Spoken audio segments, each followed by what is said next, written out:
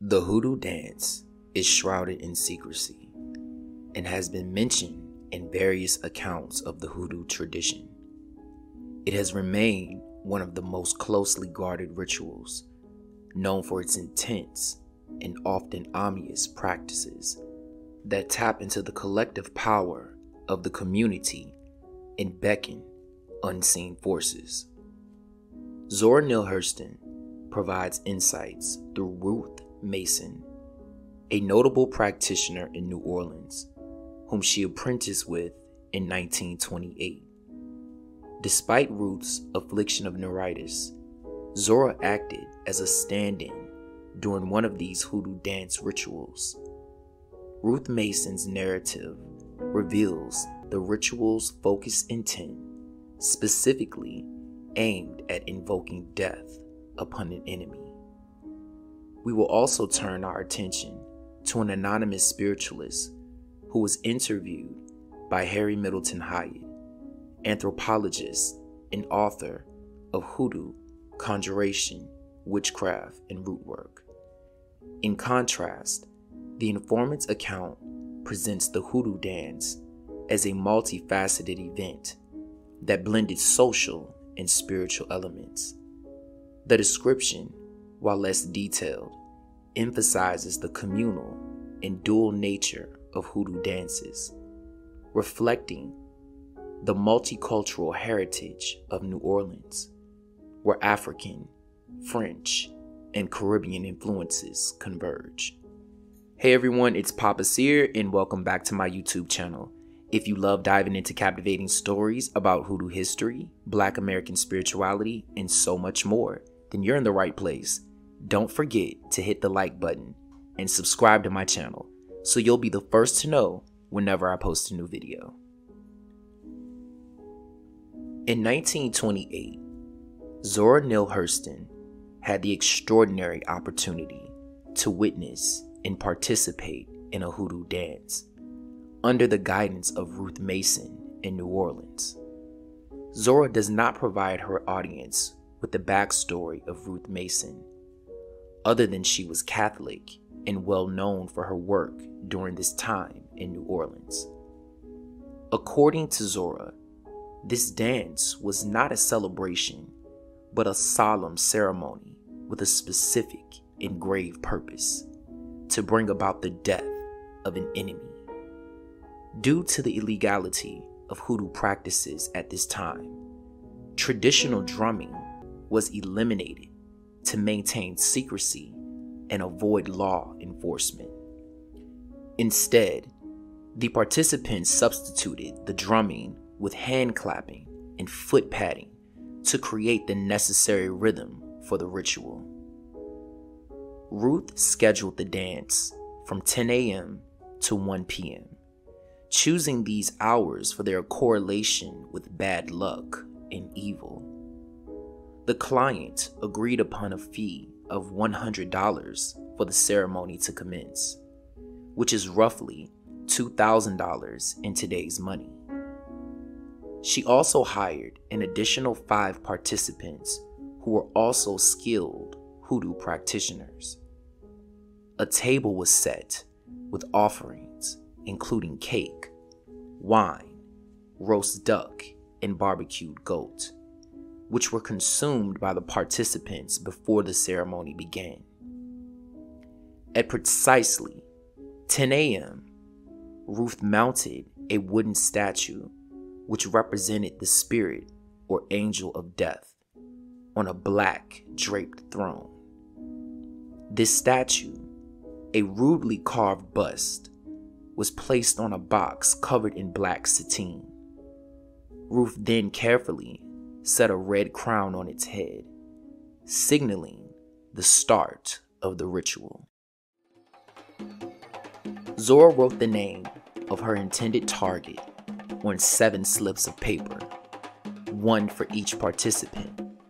Following Ruth's instructions, she placed these slips into the statue's grinning mouth. 9 black candles, prepared by bathing them in whiskey and bad vinegar, were used.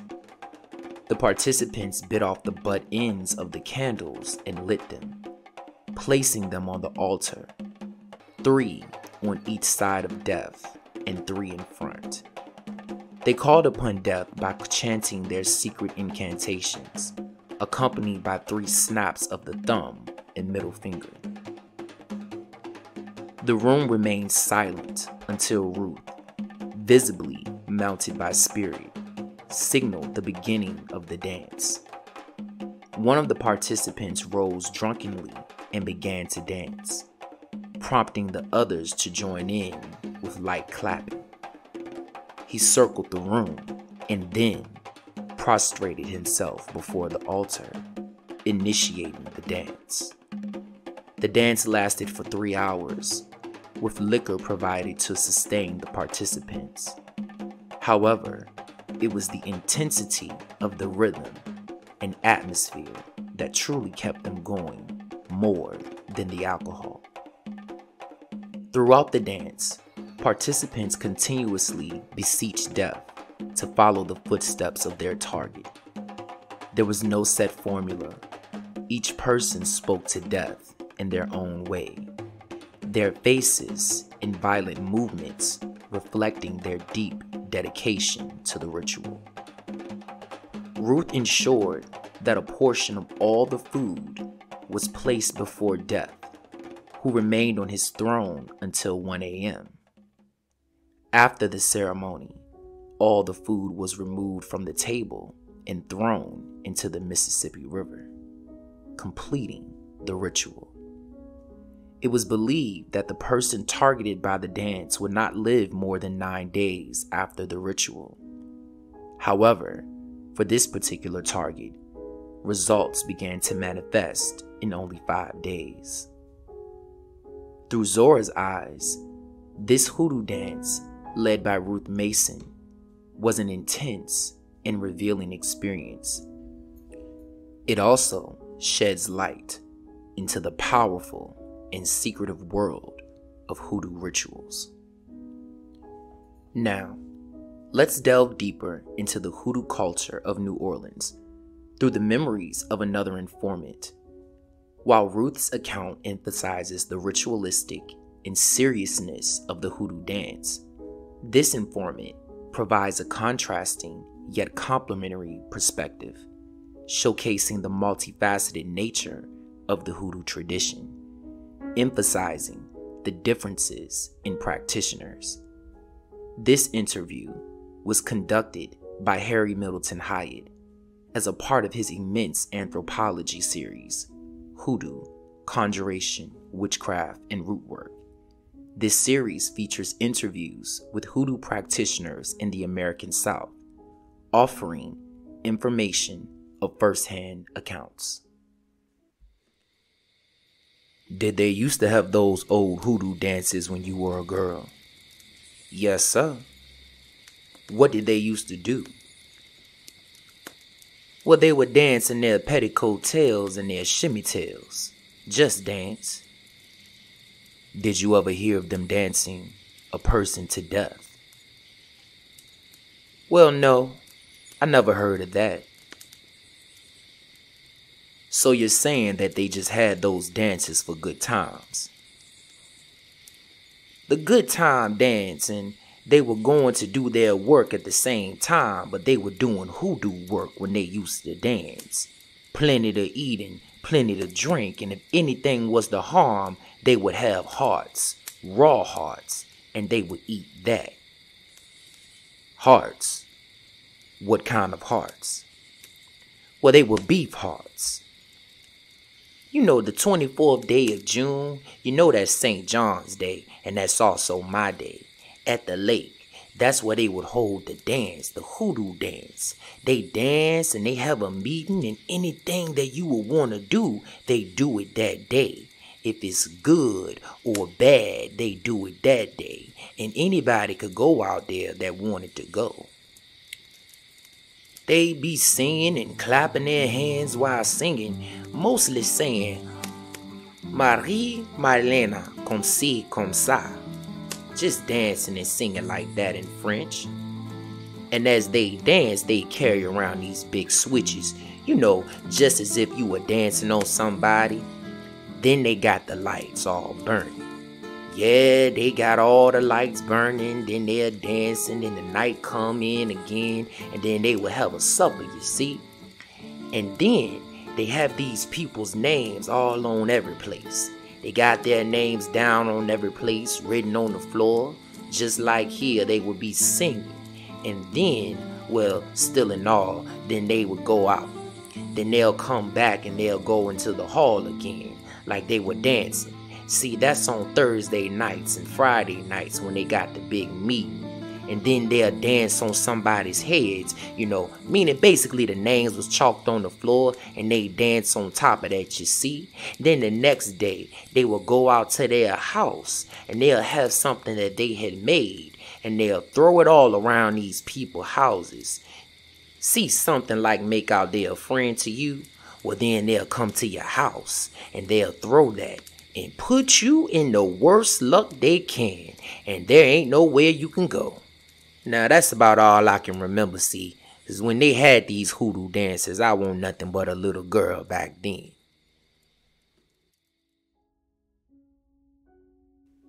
As we explore these narratives, it's interesting to observe the differences between Ruth Mason's ritualistic experiences and the more varied accounts from the informant. These perspectives highlight the differences in practices within the hoodoo tradition and reflect the cultural influence of New Orleans. Ruth Mason's description focuses on a ritual with a very specific purpose, bringing death to an enemy.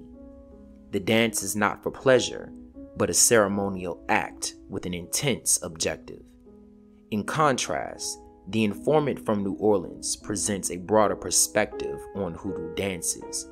While these dances involved hoodoo work, they were also social events with plenty of food and drink, blending leisure and ritual. The intent could range from benign to harmful activities, suggesting a more diverse application of the rituals. Ruth Mason provides a detailed account of the ritual actions, including sticking slips of paper with the enemy's name into the mouth of the carved statue of death, dressing candles and setting them in a specific arrangement. In contrast, the informant from New Orleans offers a less detailed description of specific actions, mentioning general activities like dancing with big switches, lighting candles, and singing in French. The focus is more on the overall atmosphere and sequence of events rather than precise ritual acts. New Orleans is known for its vibrant culture, blending celebration with traditions as seen in events like Mardi Gras. The informant's description of hoodoo dances as social events aligns with this cultural backdrop, reflecting the city's tradition of mixing the sacred with the festive.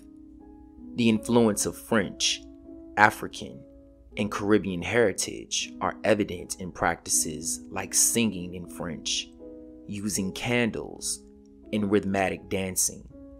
Additionally, the emphasis on St. John's Day highlights the syncretism in New Orleans culture, where Catholic and African American traditions emerge, showcasing the city's unique blend of customs. While the differences between Ruth Mason's detailed rituals and the broader descriptions from our New Orleans informant are evident, it's also important to recognize the similarities that unite these accounts. Both perspectives reveal common elements that highlight the core aspects of the hoodoo dance, reflecting shared traditions and practices. Both accounts highlight the hoodoo dance is performed with a specific purpose in mind, serving both good and malevolent purposes. Ruth Mason's account shows the dance's darker intent, serving as bringing harm to an enemy, while the informant from New Orleans describes a broader range of intentions. Both descriptions mention plenty of food and drink, the use of candles, and vigorous dancing. Ruth Mason details a furious rhythm sustained by liquor, whereas the informant describes dancing in petticoat and shimmy tails, sometimes carrying big switches. Offerings were made to spiritual entities in both accounts, while Mason details offerings to the statue of death, and the informant mentioning ritualistic items thrown around people's homes. Spoken elements and significant dates are also common, with Ruth Mason describing a dance from 10 a.m. to 1 p.m. on a chosen date, and the informant mentioning the 24th of June, St. John's Day. In closing, the accounts of Ruth Mason and the informant from New Orleans offer glimpses into one of Hoodoo's most guarded secrets, the Hoodoo Dance. Despite varying details, both narratives highlight how the dance serves both the communal celebration and a spiritual invocation. These rituals, shaped by the culture of New Orleans, reinforce interplay between the sacred and the social. Thanks for watching. If you found these stories as fascinating as I did, give this video a thumbs up and share it with your friends or respective communities. I'd love to hear your thoughts or other fascinating people or subjects you would like me to cover. So let's get the conversation started in the comments section below. Don't forget to subscribe to Papa Seer for more intriguing stories from history, and I'll see you in the next video.